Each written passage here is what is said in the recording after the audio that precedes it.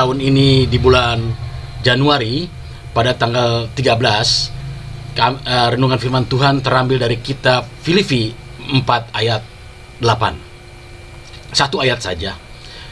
Firman Tuhan terambil dari kitab Filipi 4 ayat 8. Demikian firman Tuhan.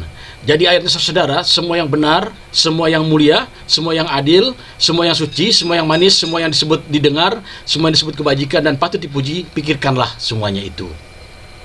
Tema hari ini tidak lain adalah bagaimana kita menghadapi tahun baru ini dengan pikiran yang baik. Paulus menuliskan kepada jemaat Filipi bersama Timotius bahwa di jemaat Filipi telah terjadi hal-hal yang tidak perlu dipikirkan, tetapi menjadi suatu wacana di sana. Karena kita tahu apa yang kita pikirkan akan menjadi suatu kegiatan kita atau suatu kelakuan kita akan bertindak. Karena pikiran kita diolah begitu rupa yang ada di otak, digali demikian rupa, akhirnya di Filipi itu banyak mendebatkan persoalan-persoalan yang tidak perlu didebatkan.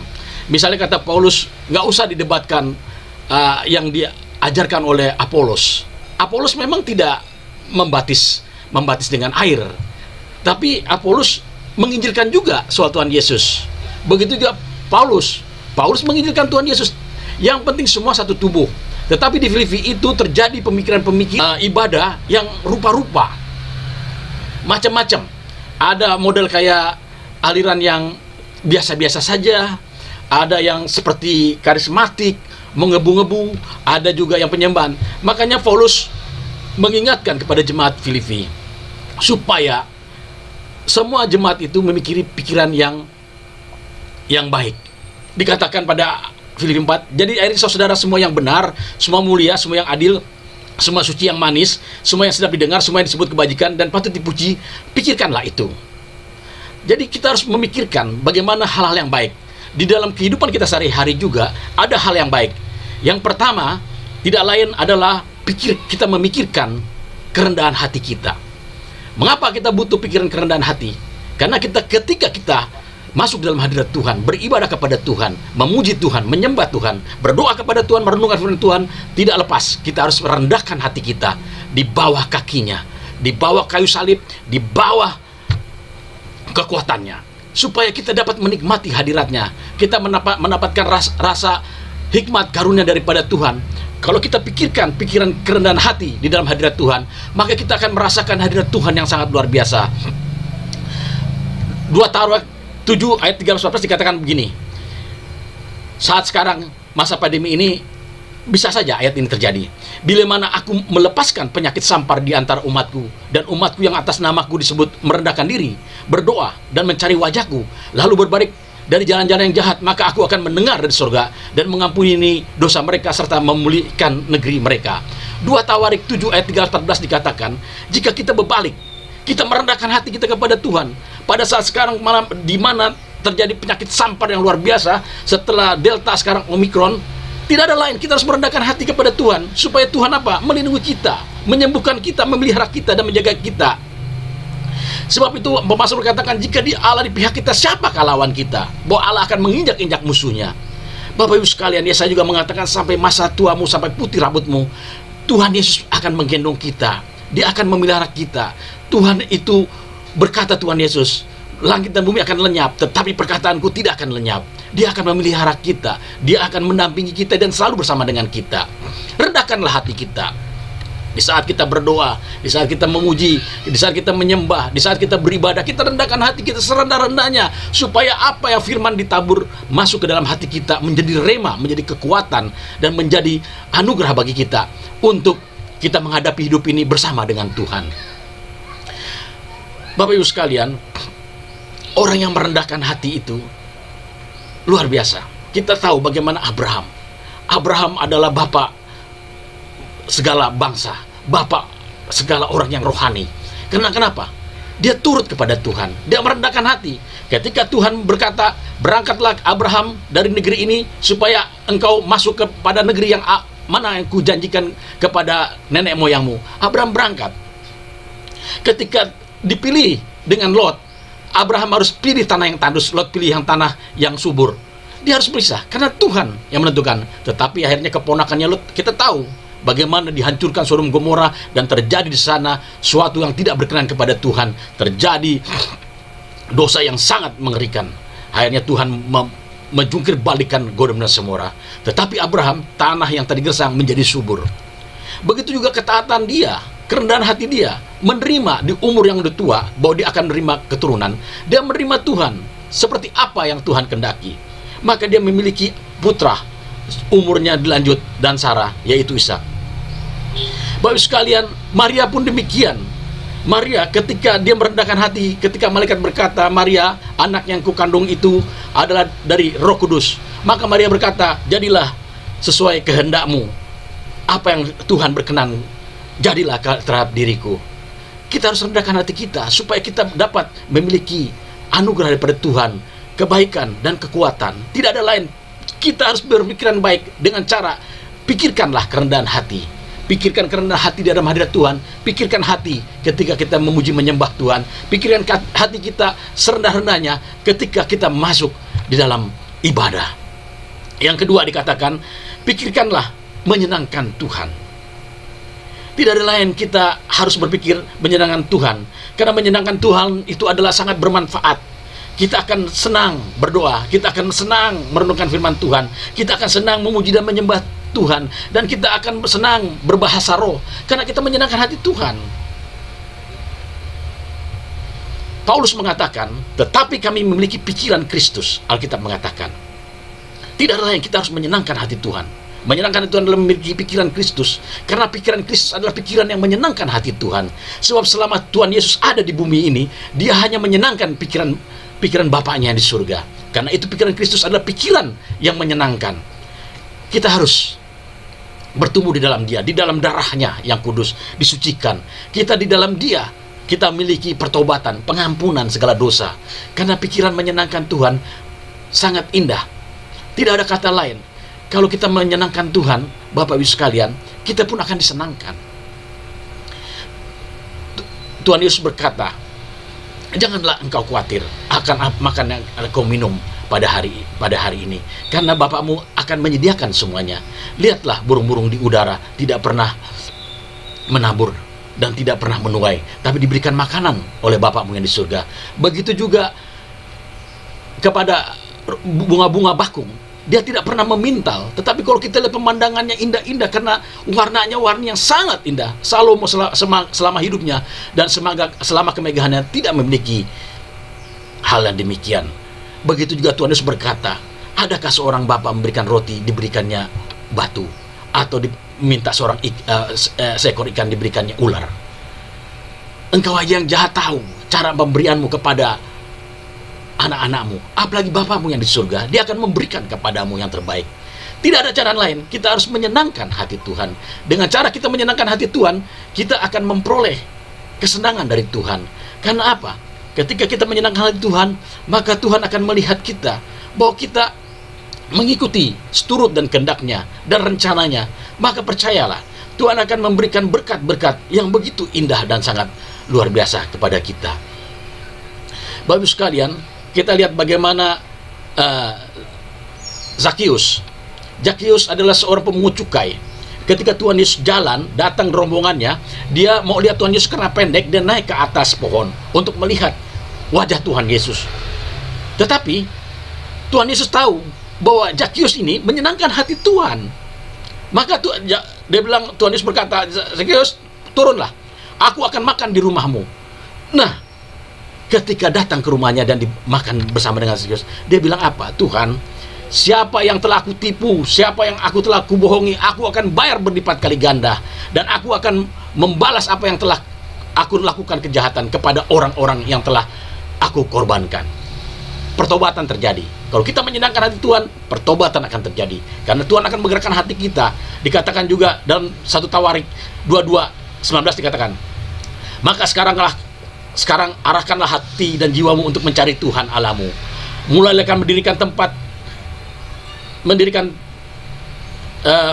mencari Tuhan, dan mulailah mendirikan tempat kudus Tuhan Allah, supaya tabut perjanjian Tuhan dan perkakas kudus Allah dapat dibawa masuk ke dalam rumah yang didirikan bagi nama Tuhan. Alkitab Perjanjian Baru dikatakan dalam 1 Korintus 3 ayat 16, tidak tahukah kamu bahwa kamu adalah bait Allah dan roh Allah diam di dalam kamu. Kalau kita menyenangkan hati Tuhan, maka kita menjadi bait Allah. Tuhan akan datang setiap hari, setiap saat, setiap waktu di kehidupan kita. Dia ada di kita. Dia selalu menggerakkan hati kita. Dia selalu mengenal kita. Ketika kita akan melakukan suatu kejahatan, dia langsung kasih warning hati kita. Tuhan ada di hati kita. Ketika kita mendapat berkat yang berkelimpahan, dia kasih petunjuk. Lakukanlah ini. Ambil tindakan ini. Orang yang menyenangkan hati Tuhan, dia akan bersama-sama dengan Tuhan melakukan perkara-perkara yang gagah dan perkasa. Yang ketiga dikatakan, pikirkanlah kreativitas. Saat sekarang, di tahun sekarang, kita tidak mungkin kita tidak melakukan kreativitas. Kita harus melakukan kreativitas. Misalnya, sekarang ibadah telah berubah dari tatap muka menjadi online. Apalagi sekarang sudah mulai terjadi di belahan dunia lockdown. Tidak ada lain, kita harus mengalami ibadah-ibadah online. Maka kita harus kreativitas. Kita menginjil lewat media sosial, Twitter, lewat Facebook, lewat Instagram, lewat semua. Kita harus menginjil dengan kreativitas kita. Kita perlu mengadakan inovatif. Bagaimana kita menginjil? Kalau dulu kita menginjil dengan traktat, sekarang dengan online. Kita lakukan. Karena apa? Upah kita ada besar di surga. Ketika kita melakukan pemikiran kita untuk kreativitas, untuk pelayanan Tuhan, maka Tuhan akan memberikan upahnya kepada kita di surga. Kita antarkan itu barang-barang kita yang mewah ke surga. Itulah kalau kita memikirkan kreativitas. Dikatakan Filipi 4 ayat 5 dikatakan, hendaklah kebaikan hatimu diketahui semua orang, Tuhan sudah dekat.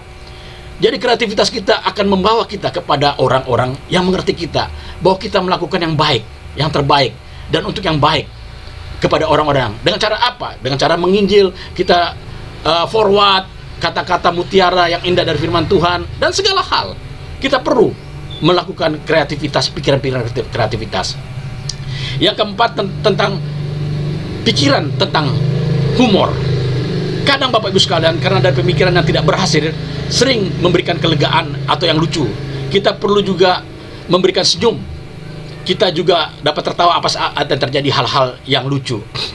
Jadi nggak selamanya kita berpikir tegang, keras, oleh karena target, budget, oleh karena suatu hal yang kita harus lakukan. Tidak. Kita juga perlu relax.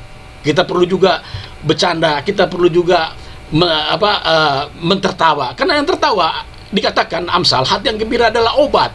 Kita juga harus dengar juga yang lucu-lucu, supaya kita juga hidup ini menjadi suatu yang indah, karena kita melakukan pemikiran yang humor. Kita bercanda tidak apa-apa, tetapi jangan kelewatan kalau bercanda. Bercandalah dengan yang baik-baik, dan kemudian itu juga untuk mengendorkan pikiran-pikiran kita yang tegang. Yang kelima dikatakan, pikirkanlah kepuasan. Tuhan telah menciptakan kita untuk sebuah proses, dan dalam proses itu tentunya menggunakan karunia-karunia yang ada pada kita agar memberikan sukacita dan hasil yang baik. Bapak Ibu sekalian, kita harus punya pemikiran yang puas. Kita puas melakukan penginjilan, pelayanan. Kita puas melakukan hal-hal target yang telah kita capai. Karena rasa puas itu akan mendatangkan suatu karunia bagi kita untuk maju lagi ke depan. Gitu. Maju lagi melangkah ke depan. Seperti Nehemia, ketika dia akan merapikan tembok Yerusalem, dia tahu di seberang ada tentara-tentara bangsa-bangsa yang akan menghancurkan Yerusalem. Tetapi dia datang kepada rajanya, dia harus rapikan Yerusalem, tembok-temboknya itu. Karena tembok Yerusalem tinggi besar.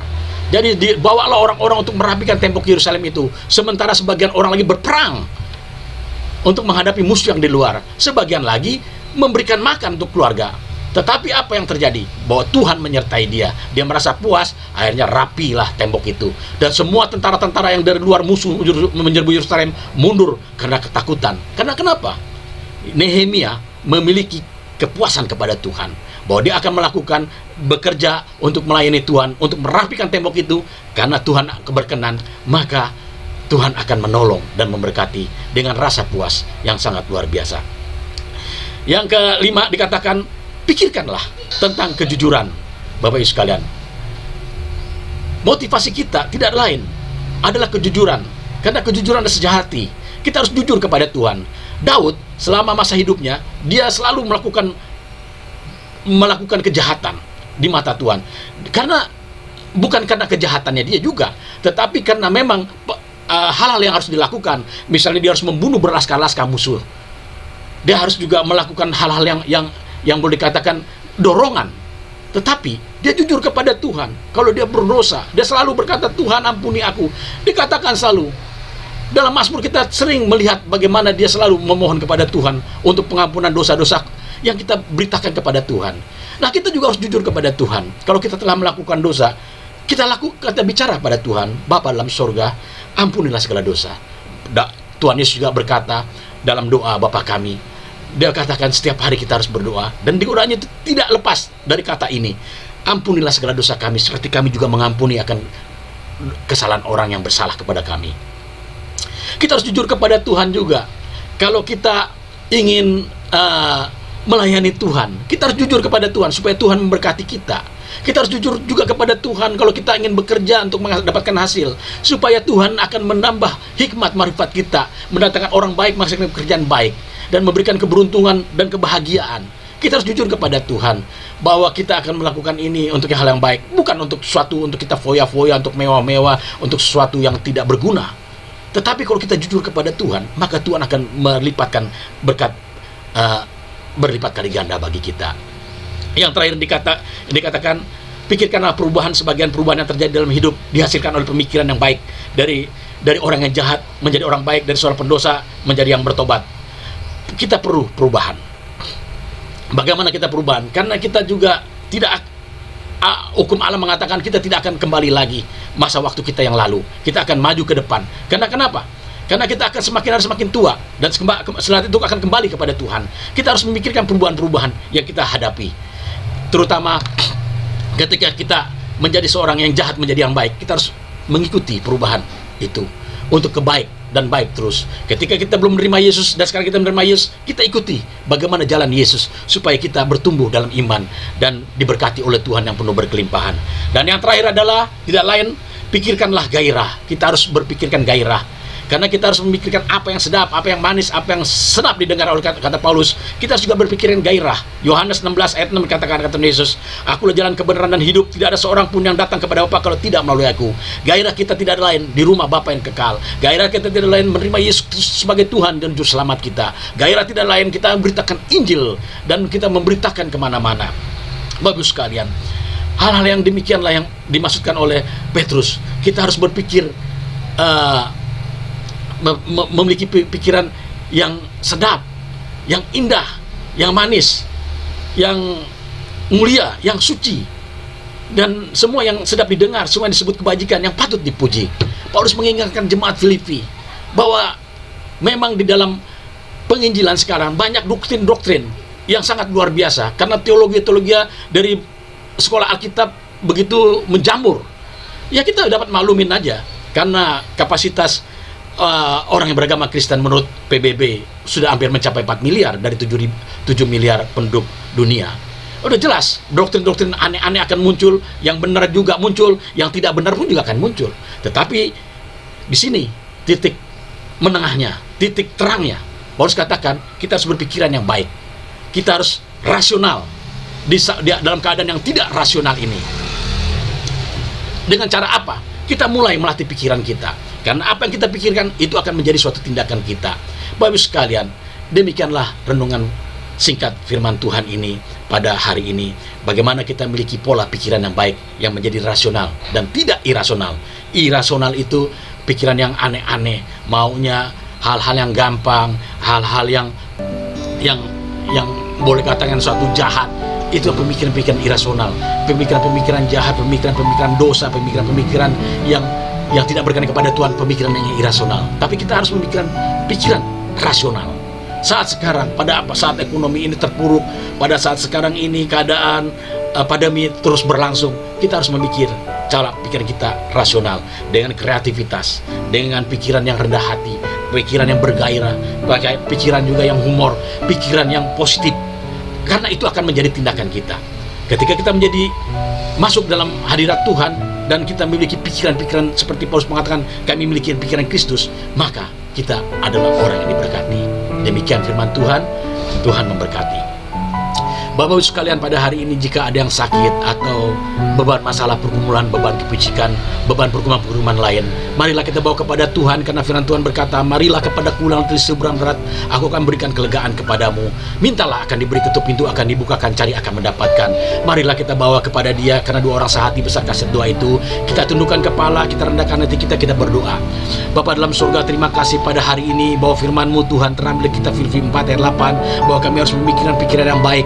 Seperti itu Paulus menuliskannya kepada jemaat Filipi, bahwa kami harus memiliki pikiran yang rasional dan bukan pikiran yang irasional. Rasional itu adalah pikiran yang berkenan kepadamu, supaya apa, pemikiran kami menjadi suatu tindakan bagi kami. Pada hari ini Tuhan, kami memiliki pikiran-pikiran yang berkenan. Biarlah Engkau arahkan kehidupan kami, terutama pada hari ini jika kami ada sakit.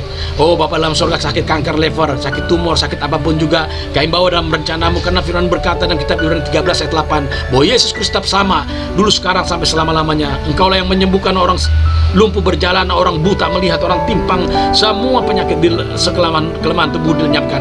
Maka kami bawa dalam hadirat-Mu, dalam nama Yesus Kristus, segala penyakit, segala kelemahan tubuh kami patahkan, hancurkan, tolak dalam nama Yesus. Dan oleh bilur-bilur Yesus kami disembuhkan, dan di dalam nama Yesus kami telah menerima kesembuhan. Kami percaya pada hari ini Tuhan, Engkau telah memberi kami kesembuhan. Bapa dalam surga, kami juga bawa juga kehidupan pergumulan, beban masalah, beban kepicikan hidup, beban pergumulan rumah tangga, beban masa depan berjodoh. Oh Bapa dalam surga, pendidikan dan segala sesuatunya kami bawa dalam rencana-Mu Tuhan. Kami percaya kalau orang yang berharap kepada Tuhan, maka tidak akan pernah sia-sia. Maka demi nama Yesus Kristus, Tuhan bukakan jalan kelepasan, kelegaan, damai, sejahtera, dan anugerah. Dan Tuhan memberkati kehidupan kami semua. Begitu juga Bapa dalam surga, mereka yang baru menerima Yesus Kristus Tuhan sebagai juru selamat, berkati dia Tuhan, tambahkan iman mereka, dan biarlah Tuhan semakin bersekutu kepadamu menjelang hari Tuhan ini. Pada akhirnya kami berdoa untuk gereja-gereja seluruh Indonesia, dari Sabang sampai Merauke dan Nianga sampai Rote. Kami berdoa juga untuk bangsa negara Indonesia ini, dari presiden, wakil presiden, para menteri, gubernur, wali kota, bupati, camat, RT, RW, lurah, kepala desa. Kami serahkan dalam rencana dan kehendak-Mu. Berikan hikmat, marifat, dan kasih karunia, supaya mereka memimpin negara ini dengan bijaksana, dan anugerah Tuhan menyertai. Pada akhirnya Tuhan, kami percaya Injil akan diberitakan di Yerusalem, Yudea, Samaria, sampai ke ujung bumi, bahwa setiap lutut bertulis lidah mengaku bahwa Tuhan bagi kemuliaan Allah Bapa di surga. Bagi mula segala puji, hormat, dan syukur. Di dalam nama Tuhan Yesus kami berdoa, ucap syukur, haleluya, amin. Tuhan memberkati.